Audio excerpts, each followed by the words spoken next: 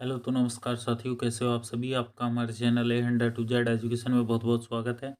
तो चलिए, हमने फिजिक्स का जो भौतिक विज्ञान का चैप्टर ग्रेविटेशनल फोर्स था वो ख़त्म कर चुके थे। तो चलिए, वीडियो को ज़्यादा लंबा न करते हुए शुरुआत करते हैं अपने टॉपिक।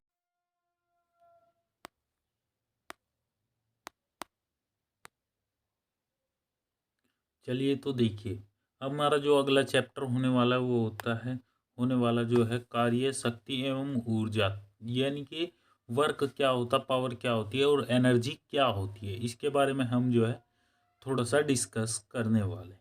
चलिए देखो, कार्य कार्य से पहले मैं आपको कुछ चीज़ें याद कराना चाहता हूँ। हम अगर आप हमारी लगातार वीडियो पर बने रहते हैं, यानी कि लगातार हमारे चैनल पर भी हमारी जो वीडियो आती है उनको देखते रहते हैं, तो मैंने आपको बल, दो चीज़ें हमने आपको पढ़ा दी है। एक तो है फोर्स और दूसरा है डिस्प्लेसमेंट, यानी कि बल और विस्थापन। ये दो चीज़ें मैं आपको करा चुका हूँ। चलिए थोड़ा सा रिवाइंड करा देते हैं।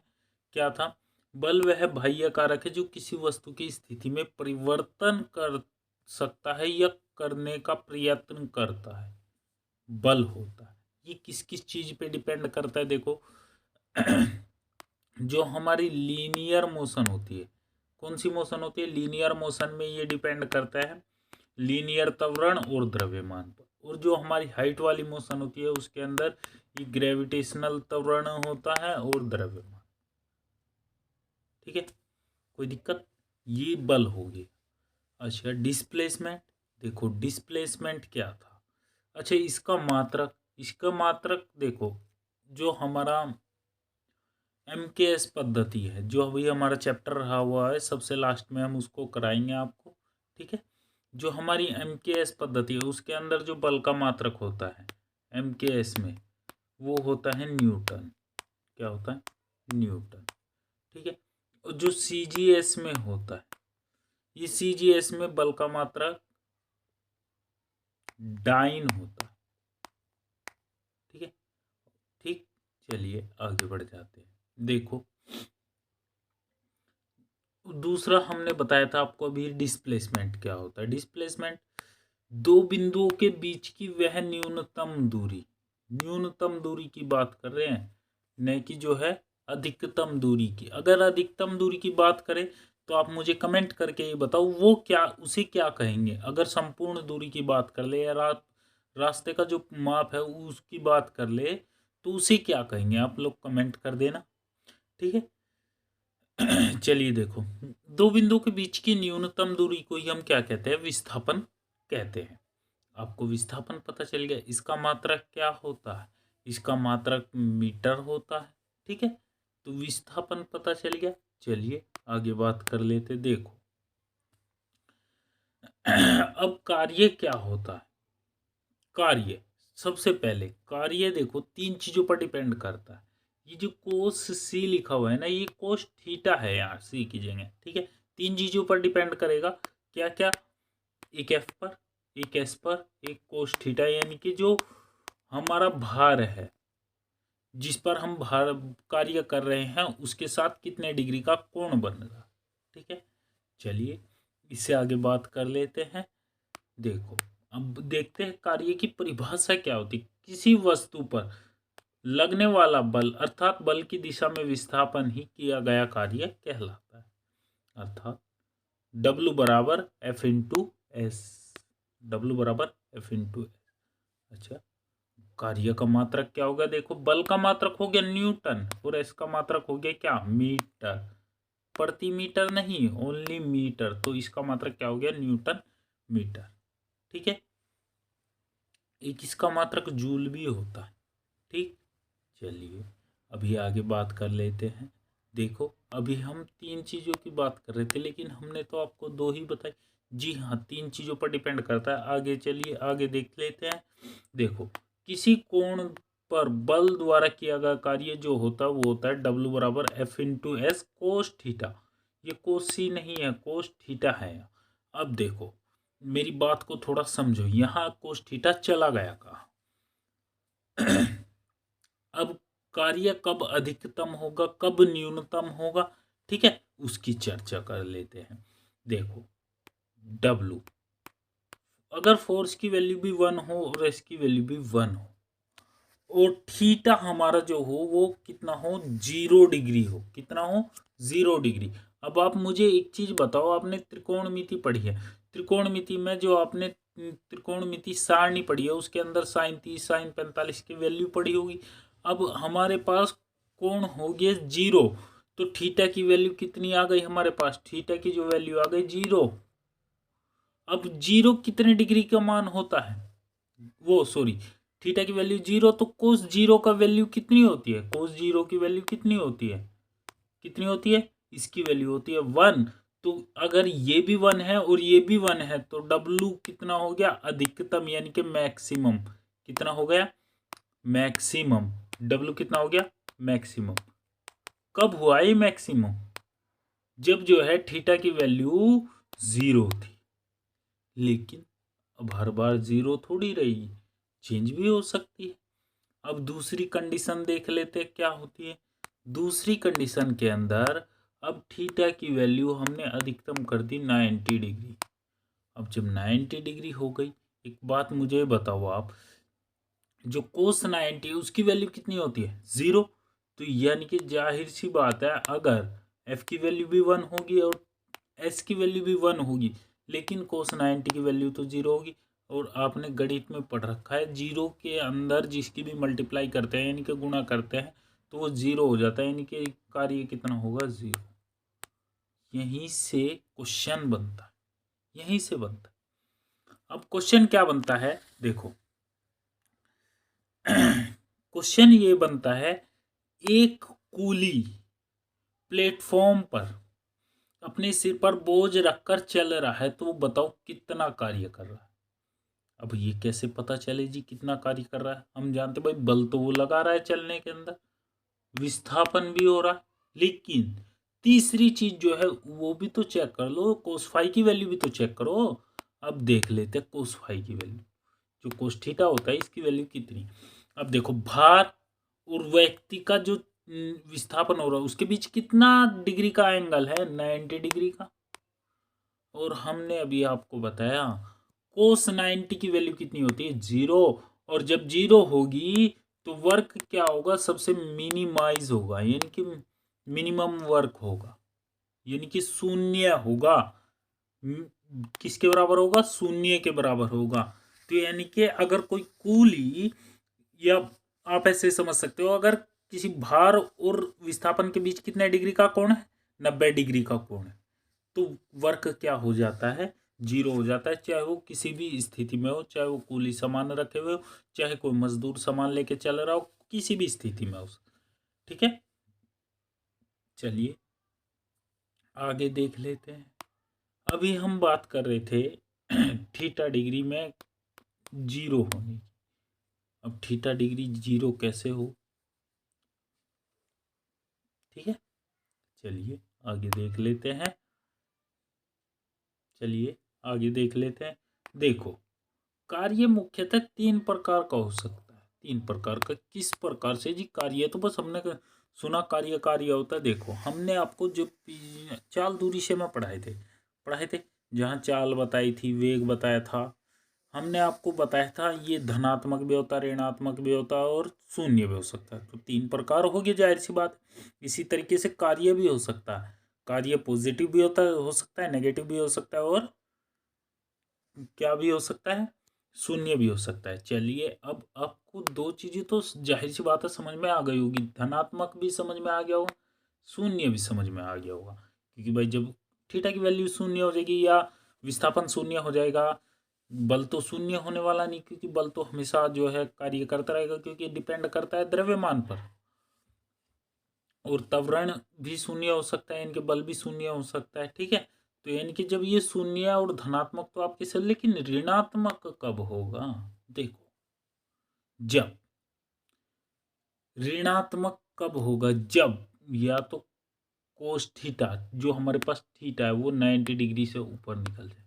क्योंकि आपने देखा होगा, अब जब आपने क्वाड्रेंट पढ़े होंगे 10th क्लास के अंदर, उसके अंदर देखो क्या रहता है, इसमें सभी पॉजिटिव रहते हैं, इसमें साइन और कोस रहते हैं। यानी कि 90 प्लस 180 डिग्री से जब भी थीटा ऊपर चला जाएगा तभी ये ऋणात्मक हो जाएगा, पहली कंडीशन। अच्छा, दूसरी कंडीशन क्या है? देखो, हमने जब आपको विस्थापन पढ़ाया था तो हमने आपको बताया था विस्थापन ऋणात्मक भी हो सकता है, बताया था कि नहीं? अब जब विस्थापन ऋणात्मक भी हो सकता है तो जाहिर सी बात है कार्य में ऋणात्मक आना तय है। तो इस प्रकार से जो है ये हो सकता है। तो चलिए आगे बात कर लेते। देखो, धनात्मक कब होगा, ऋणात्मक कब होगा, इस चीज को चेक कर लेते। देखो, धनात्मक कार्य के बाद जब बल और विस्थापन दोनों एक ही दिशा में हो तब कार्य धनात्मक होगा। बल और विस्थापन दोनों की बात की है, बल और विस्थापन दोनों की बात की है। एक ही, अगर एक ही दिशा में, यानी कि अगर ऐसे विस्थापन हो रहा है और बल भी ऐसे ही लग रहा है, यानी कि फोर्स भी ऐसे ही लग रहा है और डिस्प्लेसमेंट भी इसी डायरेक्शन में हो रहा है, तो दोनों धनात्मक होंगे। यानी कि वर्क कैसा होगा हमारा, डब्ल्यू क्या होगा, वो पॉजिटिव होगा। ठीक है।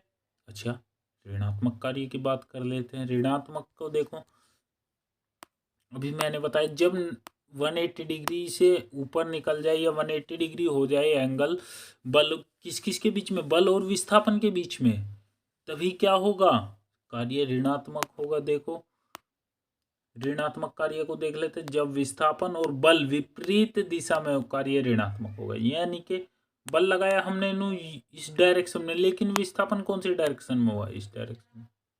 तो 180 डिग्री का एंगल बन गया दोनों के बीच, और 180 डिग्री का एंगल बनने का मतलब है कार्य क्या होगा, ऋणात्मक होना तय है। ठीक है। चलिए, अच्छा शून्य कब होगा ये भी तो देख लेते हैं भाई। शून्य शून्य भी तो देख लेते हैं। अब शून्य की भी तो हमने यहाँ लिखी हुई है। देखो, जब बल और विस्थापन के बीच परस्पर लंबवत दिशा में, बल और विस्थापन, देखो अभी मैं बात कर रहा था जब थीटा कितने डिग्री पर हो, 90 डिग्री पर हो, कितने डिग्री पर हो, 90 डिग्री पर। और यहाँ देखो, फोर्स और डिस्प्लेसमेंट दो चीजें है, फोर्स और डिस्प्लेसमेंट दो चीजें हैं। एक तो देखो, फोर्स, हम दो चीजों की बात कर रहे थे, एक तो फोर्स की और किसकी, डिस्प्लेसमेंट की। और कार्य शून्य होने की बात कर रहे थे। देखो, एक तो फोर्स होता है और एक होता है डिस्प्लेसमेंट, दो चीजें बता दी। इसके बीच ग्राफ देखते, देखो फोर्स और डिस्प्लेसमेंट, ये क्या होता है जब ये इनके बीच 90 डिग्री का एंगल हो, कितने डिग्री का, 90 डिग्री का, यानी कि लीनियर मोशन में तो डिस्प्लेसमेंट होगा, और इसके अपोजिट यानी कि परपेंडिकुलर जो है क्या हो, फोर्स लग रहा हो, तो उसमें कार्य क्या होता है, शून्य होता है। हमने ये बात आपको जब कार्य शुरू किया था तब भी बताई थी। ठीक है। चलिए देखो आगे चेक कर लेते हैं। आगे आ जाता है शक्ति। देखो, शक्ति क्या होती है, शक्ति होती है पावर। पावर को हम डिफाइन करते हैं पी से। ठीक है। अब यहाँ देख लेते हैं, कार्य करने की दर को शक्ति कहते हैं, अर्थात कैसे, यानी कि P बराबर W/T। अब मुझे एक बात बताओ आप, भाई एक बात सोच करके बताओ, अब जब ये शक्ति है तो इसका मात्रक भी होगा कुछ, मात्रक क्या निकलेगा इसका, आप निकाल के बताओ। अगर फॉर्मूले से आप मात्रक और विमाय निकालने लग जाओगे तो आप कभी नहीं भूलने वाले। और फॉर्मूलों से ही आप डिफाइन करोगे किसी चीज़ को, यानी कि परिभाषा वगैरह को सब फॉर्मूलों से डिफाइन करोगे तो कभी नहीं भूलने वाले। ठीक है। देखो कि भाई हमें पता लग गया कार्य समय के साथ परिवर्तित होता है। अब हमने आपको एक चीज़ बताई थी, जब कोई चीज़ समय के साथ परिवर्तित होती है ना, वो दर होती है उसकी। अब क्या परिवर्तित हो रहा, कार्य, तो यानी कि कार्य परिवर्तन की दर भी हम इसको बोल सकते हैं, कार्य परिवर्तन की दर बोल दो या कार्य करने की दर बोल दो। ठीक है। वो क्या कहलाती है, शक्ति कहलाती है। अच्छा, इसके मात्रक की बात कर लेते हैं। देखो, डब्लू कार्य का मात्रक क्या होता है, या तो न्यूटन मीटर या फिर जो है जूल। और समय का मात्रक क्या होता है, सेकंड। अभी बताया था मैंने पीछे की कार्य जो है तो इसका एक मात्रक जूल भी होता है। जूल प्रति सेकंड किसका मात्रक होता है, वो होता है शक्ति का मात्रक। किसका मात्रक होता है, शक्ति का। या फिर अगर ये ऑप्शन में नहीं है तो दूसरा आपको क्या मिलने वाला है, देखो जूल प्रति सेकंड हो गया। एक और मात्रक निकल सकता है, क्योंकि डब्लू जो हमारा वर्क है इसका मात्रक क्या होता है, एक होता है न्यूटन मीटर, क्या होता है न्यूटन मीटर प्रति सेकंड। अगर ये भी ना मिले, एक लाइन में मिल जाए, कैसे, देखो न्यूटन मीटर सेकंड इनवर्स या जूल जूल सेकंड इनवर्स, इन दोनों में से एक आपको मिले ही मिले। ठीक है, अगर इनमें से कोई भी ना मिले तो तीसरा ऑप्शन जरूर मिलता है, इनमें से कोई भी नहीं। ठीक है, चलिए आगे देख लेते हैं। देखो इसका ऐसा ही मात्रक जूल प्रति सेकंड या वाट होता है। वाट जो होती है शक्ति की इकाई होती है। ठीक है, चलिए आगे देख लेते हैं। तो शक्ति हमारे पास हो गया। अब देखते हैं हम ऊर्जा, यहाँ लिखा हुआ देखो ऊर्जा, क्या देख लेते हैं ऊर्जा। ऊर्जा क्या होती है, देखो ऊर्जा होती है ई से इसको हम डिफाइन करते हैं एनर्जी, और ये होती है कार्य करने की क्षमता। देखो दो चीजें होती है, एक दर होती है, एक क्षमता होती है, कैपेसिटी जिसको बोलते हैं हम, कितनी कैपेसिटी है। तो जाहिर सी बात है कैपेसिटी को लेकर के आपके दिमाग में एक चीज रन कर गई होगी, क्या, कितने समय तक जो है चला वो प्रोग्राम, वो उसकी कैपेसिटी थी, वही तो थी। यानी कि समय की गुणा हो रही है, तभी तो कैपेसिटी का पता चलता है। तो बस यही क्षमता होती है, यानी कि एनर्जी बराबर, अब चूंकि ऊर्जा पढ़ रहे हैं तो ऊर्जा में क्या होगा, एनर्जी बराबर कार्य करने की जो क्षमता होगी वही क्या कहलाती है, एनर्जी कहलाती है, यानी कि ऊर्जा कहलाती है। अच्छा, अब जब इतनी बात तो हमें पता चल गई, इसका मात्रक भी तो होगा कुछ ना कुछ। चलिए इसका मात्रक चेक कर लेते हैं। देखो कार्य का मात्रक होता है जूल और समय का मात्रक होता है सेकंड। अगर मैं यहीं पर बात कर लूँ जूल प्रति सेकंड, किसका मात्रक मैंने अभी आपको बताया था, आप लोग मुझे कमेंट करके जरूर बताएं। ठीक है, चलिए आगे देख लेते हैं। देखो किसी वस्तु के कार्य करने की क्षमता को ऊर्जा कहते हैं। ये एक अधिक राशि है, इसका ऐसा ही मात्रक जूल या अर्ग होता है, जूल या अर्ग होता है। अब देखो इसमें एक संबंध भी है, 1 जूल सेकेंड बराबर होता है 10⁻7 अर्ग के, 10⁻7 अर्ग के। ठीक है, चलिए आगे देख लेते हैं। चलिए आगे देख लेते हैं। देखो ऊर्जा को निम्न प्रकार की होती है। ऊर्जा जो है कितने प्रकार की होती है, देखो पहली होती है ऊष्मीय ऊर्जा। ऊष्मीय का मतलब क्या है, ऊष्मीय का मतलब है ऊष्मा। ऊष्मा मतलब, ऊष्मा मतलब क्या होता है, देखो ऊष्मा का मतलब होता है जो हम हीट महसूस करते हैं, रियलाइज करते हैं, उसको क्या बोला जाता है, ऊष्मा बोला जाता है।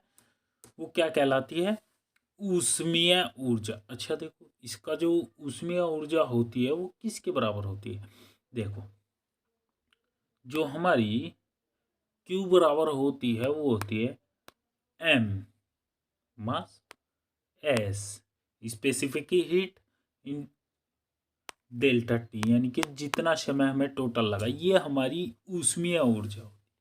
ठीक है, चलिए आगे बात कर लेते हैं। आगे देख लेते हैं, आगे आती है हमारे पास आंतरिक ऊर्जा। आंतरिक ऊर्जा किसी भी प्रकार की होती है, हो सकती है वो काइनेटिक एनर्जी भी हो सकती है, 1/2 mv² भी हो सकता है, और mgh भी हो सकती है। ठीक है, काइनेटिक एनर्जी भी हो सकती है, पोटेंशियल एनर्जी भी हो सकती है। ठीक है, और मैकेनिकल एनर्जी भी हो सकती है। ठीक, चलिए आगे देख लेते हैं। अगली जो ऊर्जा आती है वो आती है विद्युत ऊर्जा। विद्युत ऊर्जा, विद्युत ऊर्जा क्या होती है, जो हमारे घरों में बिजली आती है, ये भी तो एक प्रकार की ऊर्जा ही है। ठीक है, इसके बारे में हम जब आपको अलग से विद्युत चैप्टर चलेगा वहाँ विस्तार पूर्वक समझा। देखो रासायनिक ऊर्जा, अभी रासायनिक की बात कर रहे थे। अब एक बात मुझे बताओ, कोई विद्युत सेल है, सेल सेल जो होती है उसके अंदर केमिकल भरा हुआ है, तेजाब भरा हुआ है, उसके अंदर कौन सी ऊर्जा, विद्युत वो सॉरी रासायनिक ऊर्जा। क्योंकि भाई केमिकल्स से क्या होगा, बॉन्ड टूटेंगे तो हमें इलेक्ट्रॉन्स प्राप्त होंगे, और इलेक्ट्रॉन्स प्राप्त होंगे तो हमें विद्युत मिलेगी, क्योंकि विद्युत क्या है, इलेक्ट्रॉन्स का प्रवाह ही तो विद्युत है। ठीक है, तो पता चल गया रासायनिक ऊर्जा। चलिए आगे देख लेते हैं। इससे अगला आता है नाभिकीय ऊर्जा। नाभिकीय ऊर्जा मतलब न्यूक्लियर एनर्जी। अब ये क्या समस्या है जी, चलो रासायनिक ऊर्जा तो समझ में आता है, लेकिन नाभिकीय ऊर्जा, देखो एक दिन हमने आपको इलेक्ट्रॉनिक्स पढ़ा रहे थे, उसके अंदर हमने आपको पूरी परमाणु संरचना बताई थी। उसके अंदर हमने आपको एक चीज और बताया था, नाभिक। अब ये उसी नाभिक को तोड़ने की बात कर रहे हैं। उस नाभिक को तोड़ने पर बहुत सारी एनर्जी रिलीज होती है, उसी को हम बोलते हैं क्या, नाभिकीय ऊर्जा। इसी के लिए पावर प्लांट्स भी बनाए जाते हैं, जिसमें इसका विखंडन कराया जाता है। वो मशीन का उसका नाम होता है नाभिकीय रिएक्टर। ठीक है, रिएक्टर भी बोल देते हैं साधारण सी भाषा में। उसके अंदर जो है उससे क्या होता है, उससे बिजली पैदा की जाती है। ठीक है, अच्छा चलिए, ऊर्जा के देखो दो प्रकार होते हैं, एक होते हैं गतिज ऊर्जा और एक स्थितिज ऊर्जा। देखो गतिज ऊर्जा क्या होती है समझ लेते हैं। देखो गतिज ऊर्जा होती है जो गति के कारण होती है। फॉर एग्जाम्पल ले लेते हैं हम, गति के कारण कैसे होगी। फॉर एग्जाम्पल यहाँ कोई वस्तु है, ये जो है लुढ़कने वाली वस्तु है, ये लुढ़कते लुढ़कते यहाँ तक पहुँच गई, तो इसके अंदर जो यहाँ से इस बीच में जो एनर्जी थी, उसके बीच में वो कौन सी एनर्जी थी, वो थी गतिज एनर्जी। अब देखो गतिज एनर्जी को डिफाइन किससे करते हैं, इसको डिफाइन करते हैं काइनेटिक एनर्जी से, या इसको आप कहीं कहीं पर ऐसे भी लिखा पा सकते हो, एनर्जी ऑफ के। ठीक है, काइनेटिक बराबर ये किस किस के होती है, देखो 1/2 mv², ये इसके बराबर होती है। m क्या है यहाँ, देखो m जो होता है ये वस्तु का द्रव्यमान होता है, और v क्या होता है, इसी वस्तु का वेग होता है, जिस वेग से वो चल रही है, वेलोसिटी होती है। अच्छा, अब देखो यहाँ स्थितिज ऊर्जा की भी तो बात होती है। चलिए अब देखो, मैंने आपको गतिज ऊर्जा तो समझा दिया, लेकिन यहाँ स्थितिज ऊर्जा की भी तो बात हुई है। अब गतिज ऊर्जा तो आपकी समझ में आ गया, लेकिन अब बाई चांस आपने ये समझा कि यहाँ से कोई लुढ़कने वाली वस्तु लुढ़कते लुढ़कते कहाँ पहुँच गई, थोड़ा सरक के आगे इस वाले पॉइंट पर पहुँच गई। अब मुझे एक चीज़ बताओ भाई, एक चीज़ बताओ, मैंने आपको घर्षण पढ़ा दिया, वेलोसिटी पढ़ा दी, दोनों चीज़ पढ़ा दी। अब क्या इस वस्तु में घर्षण नहीं हुआ होगा यहाँ से यहाँ तक पहुँचने पर। अब जब घर्षण हुआ होगा तो इसकी गति का जाहिर सी बात है विरोध हुआ होगा, और जब विरोध हुआ होगा तो जाहिर सी बात है इसके अंदर स्थिति पैदा हुई होगी, यानी कि जो इसकी काइनेटिक एनर्जी थी वो उस घर्षण को ख़त्म करने में इन्वेस्ट हुई होगी। तो एक पॉइंट ऐसा भी आया होगा कि ये जो है इसकी काइनेटिक एनर्जी बिल्कुल जीरो हो गई होगी, और जब काइनेटिक एनर्जी जीरो हो गई होगी तो ये इसकी जो गति की अवस्था थी वो रुक गई होगी, और जब वो रुक गई होगी, उसी की रुकने के जो हमारी काइनेटिक एनर्जी थी उसकी वैल्यू जीरो होने के तुरंत बाद जब रुकी होगी, उसी की उसके बाद जो एनर्जी इसके अंदर अवेलेबल होगी वो कहलाती है पोटेंशियल एनर्जी। कौन सी एनर्जी, पोटेंशियल एनर्जी। और ये डिपेंड किस किस चीज़ पर करती है, देखो पोटेंशियल एनर्जी ये डिपेंड करती है mgh पर। अब ये g कैलकुलेट में आ रहा है जी, देखो जरा इसको समझ लेते हैं। अगर गति रेखीय है तो उसके अंदर होता है मंदन, और वो न्यूटन के गति के तृतीय समीकरण पर डिपेंड करता है कितना मंदन होगा। ठीक है, और यदि गति जो है हाइट पर है तो इतनी एनर्जी स्थितिज ऊर्जा कैलकुलेट होगी।